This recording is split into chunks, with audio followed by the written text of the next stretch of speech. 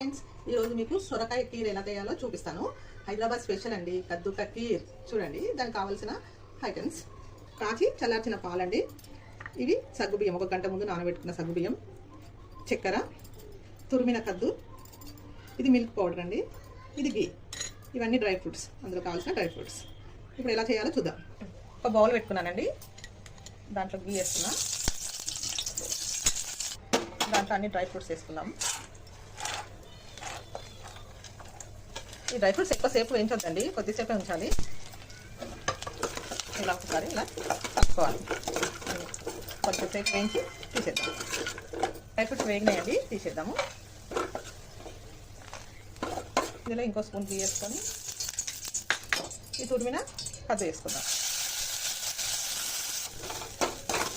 కద్దు పచ్చి వాసన పోయే వరకు మంచిగా వేయించుకోవాలండి. గీలో వేయించిన తర్వాత సగ్గుబియ్యం వేసుకోవాలి. దీన్ని కూడా కొద్దిసేపు వేసుకోవాలి. సగ్గుబియ్యం ఇది ఎక్కువసేపు వేయించిన అవసరం లేదండి, నానబెట్టుకున్నాం కదా. షుగర్ వేసుకుందాం.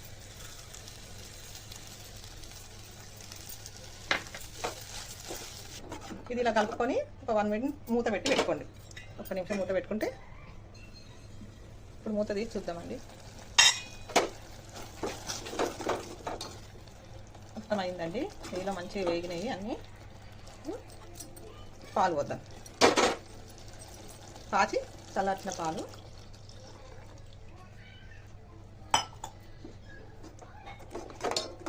పోసుకొని కలుపుకోవాలి. ఇవి మిల్క్ పౌడర్ అండి, దీని కొన్ని వాటర్ వేసి కలుపుకున్నాను. దీంట్లో వేసేద్దాం, వేసి కలుపుకోవాలి. ఇందులో డ్రై ఫ్రూట్స్ వేసుకున్నాము. నేను హెల్దీ అని డ్రై ఫ్రూట్స్ ఎక్కువనే వాడతానండి. వేసుకొని ఇలా కలుపుకోవాలి.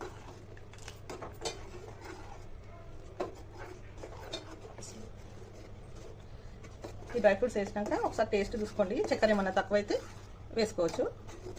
అయిపోయిందండి కద్దు కీర్. కద్దు కీర్ రెడీ అయిందండి. డ్రై ఫ్రూట్స్ వేసేసుకుందాం పైనుంచి. ఇది మీరు కూడా చేసుకొని ఇంట్లో చేసి ఎలాగైందో నాకు కామెంట్స్లో రాయండి. చూడండి, కద్దు కీర్ రెడీ. యమ్మీ యమ్మీ కద్దు కీర్ రెడీ.